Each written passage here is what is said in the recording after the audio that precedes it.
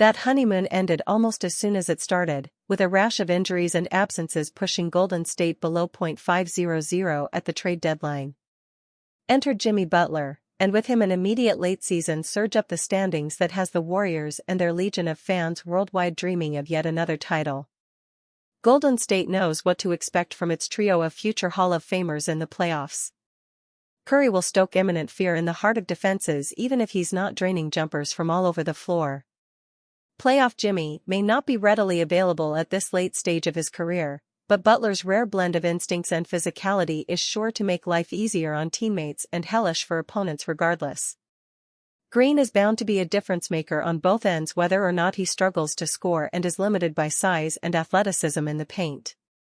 Beyond that veteran trio, though, the Warriors won't exactly enter the postseason with vintage strength and numbers. Their only role players with ample experience playing under basketball's brightest lights are the likes of Gary Payton II, Buddy Hield and Kevin Looney. Moses Moody and Jonathan Kuminga own less than 400 playoff minutes between them, while Brandon Podziemski's lone taste of the postseason came in last year's disastrous play-in loss to the Sacramento Kings. Even peak performance from Curry, Butler, and Green won't be enough to take Golden State on a deep run into late May and June. The Warriors bookend the dynasty with championships won by the whole looming much larger than the sum of their individual parts. Can they manage that necessary alchemy again when the playoffs tip off in mid-April, just over 2 months removed from forming a new identity on the fly around Butler? Let's break down the postseason viability of Golden State's supporting cast, focusing on player-specific question marks with answers that will go a long way toward informing this team's chances to raise another Larry O'Brien trophy. Moses Moody. The Warriors' fifth and final starting spot has yet to be settled, and could very well turn over on a series-to-series let alone game-by-game basis under the playoff microscope. Go ahead and earmark Moody as an entrenched starter alongside Curry, Butler and Green, though. Far less certain is how he'll fare as Golden State's designated perimeter stopper and primary spot-up three-point shooter. Can Moody compensate for his lagging foot speed checking elite ball handlers with positional length, quick hands, and a dogged disposition? He's hit just 33.3% on catch-and-shoot triples since Butler's arrival, too, a number that must come up in the playoffs to ensure defenses treat him like a reliable floor spacer. Moody's usage won't be high and his statistical averages will look pedestrian. Rest assured that if Golden State makes noise in the playoffs, his impact on both sides of the ball will have proven crucial nonetheless. Jonathan Kuminga. It's way too early to draw overarching conclusions on Kuminga's fit with the new-look Warriors. He's been restricted to short bursts of playing time across 92 total minutes over Golden State's last 3 games, Kuminga's first action since suffering a nasty right ankle sprain on January 4. There was always going to be a reacclimation period for Kuminga after 32 games spent on the sideline. What seems fair to glean already, unfortunately, is that his pre-playoffs reintegration to the Dubs won't go much smoother than expected. Kuminga's rough personal numbers and ugly impact data, including an outlier, team worst -21.1 on-off net rating, per NBA.com/stats, largely align with the eye test. He's been unsure and ineffective as a scorer despite a steady diet of inverted ball screens with Curry, at times disrupting flow of the Warriors' half-court offense with head-first drives and ill-fated post-ups. Two-way dirty work at forward Olajuwon Santos has been more fleeting than consistent. Golden State doesn't have a chance at scraping its championship ceiling without Kuminga separating himself from his non-star teammates. This Warriors won't scrape their ceiling unless he emerges as a fourth surefire closer next to Curry, Butler and Green. But that would also include an excited embrace of play finishing, pace pushing and defensive attentiveness, the type of supporting role Kuminga's never wanted, ahead of restricted free agency, no less. Kuminga is poised to be a revelation or disappointment come the playoffs, with no in-between. Brandon Podziemski. One broadly overlooked aspect of the Warriors' in-season overhaul is what it's meant for Podziemski. With Andrew Wiggins in South Beach, Dennis Schroeder finding another home with the Detroit Pistons and the fate of DeAnthony Melton's tenure sealed back in November, Podziemski has taken back some of the offensive burden the coaching staff made him give up earlier this season. Podziemski's usage is up 3.3 points to 19.4% with Butler in the Bay, per NBA.com/stats, an increase accounted for by additional shots as opposed to assists and turnovers, both of which are down. His below-average shooting efficiency has barely moved, though, and he's launching slightly fewer three-pointers.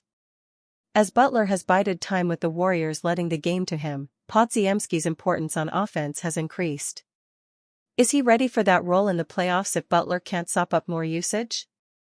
Can he knock down enough open threes to keep defenses honest while holding his own as an individual defender? Podziemski could become a regular closer for Golden State during his first taste of the playoffs, or lose minutes to a veteran currently slotted lower in the rotation.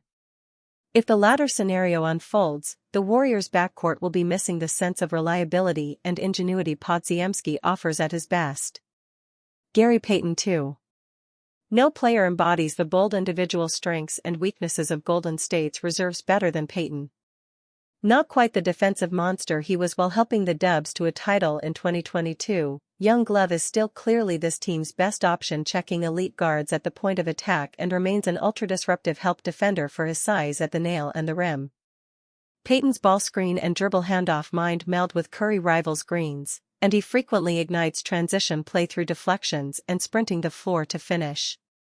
The crux of Payton's game remains the same: teams won't guard him beyond the arc, and there's only so much pick and roll he can run with Curry. Payton is shooting 47.2% from three on a bit extra volume since Butler's arrival, compared to 21.6% before then, not only a more accurate indicator of his career norms as a shooter, but a number that could relegate him to the bench almost full-time if matched in the postseason. Buddy Hield. It's very simple for Steve Kerr and the Warriors coaching staff when it comes to Hield. If he has the jumper going consistently, Hield will be a fixture off the bench in the playoffs as a three-point shooter off movement and the catch, as well as a second side ball handler. Otherwise, the bright red target on his back defensively and a nagging penchant for mistakes in execution may make Hield a matchup-dependent part of Golden State's playoff rotation. Quinton Post. The Warriors' gem of a floor-spacing center has been nearly as pleasant a surprise as their all-around play over the last 6 weeks. Post, remember, became a rotational mainstay prior to the trade deadline, only splashing triples with more accuracy and confidence in the interim. Is he really a 44.4% long-range shooter, though? That's the scorching clip from deep Post has managed with Butler wearing blue and gold, and close to the one he'll have to maintain in the playoffs given what he inherently gives up defensively. It's tough to imagine a 7-footer with Post's limited perimeter mobility and lack of explosiveness at the rim surviving defensively in the playoffs. Prospective battles with the Oklahoma City Thunder, Denver Nuggets, and Los Angeles Lakers would make it especially hard for Kerr to give Post a major reserve role. Still, expect the number 52 overall pick of the 2025 draft to at least get a chance to play from round to round in the postseason. Golden State's offense sorely needs the stretch and volume Post's three-point chops provide. Kevin Looney. Looney's place in the Dubs' playoff pecking order will be pretty much the same it's been since 2022. He'd be a rotational mainstay in potential series against the Nuggets, Houston Rockets, Sacramento Kings, and Los Angeles Clippers, but could be subject to DNP-CDS versus the Thunder, Lakers, and Minnesota Timberwolves should Golden State struggle to score. Post's playing time will obviously affect Looney's, too. No matter how his minutes fluctuate, expect the same stalwart screen setting, offensive rebounding and one-on-one defense down low that Looney's been giving the Warriors at this time of year dating back to the dynasty. Gue Santos. The two-way connectivity Santos has offered as a shooter, cutter, screener, switch defender, defensive helper, overall rebounder and transition runner upon entering the rotation in early January is basically the blueprint for how the Warriors want Kuminga to play. It's likely earned Santos a long-term future in Golden State, too.